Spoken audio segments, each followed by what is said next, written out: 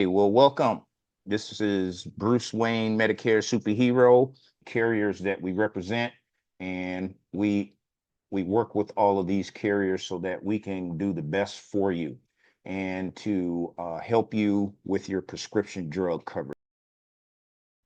Now, today's focus, we're going to be understanding your prescription drug plan, your Part D, on how it all works together. One, we're going to talk about the formulary, which is a list of all your covered drugs, and your pharmacy network, stages of coverage, deductibles, and tiered pricing. All right, as we said, the formulary, pharmacy, all of these things are included into your benefit. Now, the formulary list is just basically a list of the prescriptions of all of the drugs. Some of them are on the formulary and some of them are not. Okay. And they have to have 2 to 3 of them on the list that's in your area. And some of the plans offer cost sharing for the medications ordered through mail order. So sometimes you can get your drugs cheaper if you go through the mail order or by going to the pharmacy. The formulary is not static. What that means is it's changing all the time and can be updated throughout the year. Okay. So it's important to try to stay up on that. And that's another reason why it's important to have a broker like myself to be able to contact me and we'll be able to go over your prescription drugs and talk about things that you're having problems with so that we can help you. Um, your pharmacy, there's different types of pharmacies, and they have a contract with the insurance plan to provide your covered prescription drugs at a specific cost. And it's important to know what your pharmacy can do for you. Okay. So there's your preferred pharmacy, you have a standard pharmacy, you have your mail order options, and there's specialty pharmacies. Now, your preferred pharmacy is going to give you the lowest cost sharing, okay? And typically they have negotiated a lower price for your drugs. Now, a lot of times people are in an area where they may not have a preferred pharmacy. So the next one would be standard. If there's not a preferred pharmacy around, you would be able to go to a standard pharmacy, which is a little less, not a little less, a little more expensive than a preferred pharmacy, but you can get your drugs there. So if you go out of town and you're used to going to a preferred pharmacy, your drugs would be a little bit more expensive if you're like in Las Vegas, like some of the people that are here on this webinar are. And mail order options. This offers a cost saving or an ability to get a 90-day supply at a lower cost. You go through the mail order. And each company has a different mail order. So you want to make sure that whatever company that you're with, you're using their mail order system. Specialty pharmacies. These pharmacies are for the high cost specialty drugs, often have a separate network, and these are usually the more expensive drugs that are not available on your regular formulary. And some of these drugs, you will have to have special requirements from your doctor for you to have them, or you may have trouble getting your prescriptions. And I have been working with some of my clients that have been having issues with getting their drugs because it's a specialty drug and they just don't readily give them to you right away. So you have to go through certain procedures.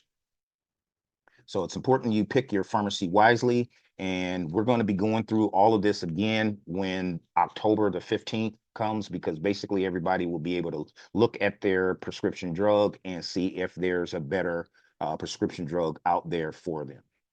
Your prescription drug comes in phases. Okay. There's 3 stages. It used to be 4, but now it's only 3. You have a deductible, initial, and catastrophic level. And your deductible is the amount of money you must pay out of pocket each year for your prescription drugs before they will come in and help you to pay with your prescriptions. Okay. And normally it's about $590. Some have a 0 deductible on a tier 1 and a tier 2, but then you have a deductible on a tier 3, tier 4, and tier 5. And I'm going to get into the tiers a little bit here later. but Medicare sets the maximum deductible amount of $590. Many of the plan offers a deductible lower than this, and some plans have no deductible at all. So you can choose a plan that has a deductible or does not have a deductible, but you want to look at all of the inside of all of the plan before you just decide on a plan that just doesn't have a deductible for the prescription drug. Because okay, after you've met your deductible, you immediately go to the prescriptions that you have. Well, you go to phase two. Phase one is the deductible. Phase two, right? Typically, you pay a copay, co-insurance for your prescriptions, and the plan remaining portion until the total cost of your coverage drug reaches $2,000. So that's the second stage where you pay out of pocket and the insurance company pays out until you reach that maximum 2,000. Eat that 2,000, then you go to the catastrophic level, which is the level where you don't pay anymore. It provides a safety net for the high prescription drug costs, and you enter this stage after your total out-of-pocket costs are covered up to 2,000. Now, once you reach this limit, will pay nothing for the covered part drugs for the rest of the calendar year, and you don't have to pay that right away if you go to the pharmacy. You can sign up for the payment plan, which will last over the year, and it doesn't make your prescriptions cost any less. Okay, and it's important that you understand the stages so that you will be able to go to the next stage, and then you will understand what it costs, why you're paying it, and everything. Well, saying they have tiers, and these are tiered pricing of a tiered formulary, which means each drug is placed in a tier. So a tier one, tier two, tier three, and a tier four. And the lower the tier, the less expensive the drug is, and the higher the tier, the more expensive the drug is. Drugs are organized into these different tiers so that they differentiate a generic from the other drugs. Okay, so a tier one is the lowest and it's a preferred generic drug. It's the least expensive. Tier two is a generic and other generic, potentially a little slightly higher than the tier one. Tier three is a preferred brand name drug, which is a little higher than tier two. And as I said, as it goes up, the tier four is non-preferred drug, brand name, generic drugs, not considered preferred and often more expensive. And then tier five, which some companies have a tier six, which means that that drug is really expensive. And some of them are very unique to what they are being given to a person for. And tier five is specialty tier, very high cost specialty medication for complex conditions. And these are the tiers that the prescription drug is put into. So you have your drug and you have your formulary.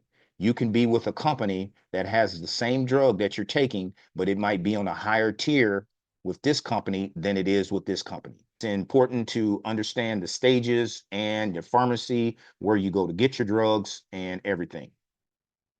So let's talk about it. And if you don't get your questions answered today, you can call me 425-418-9034, or you can go to my website, www.medicaresuperhero.com.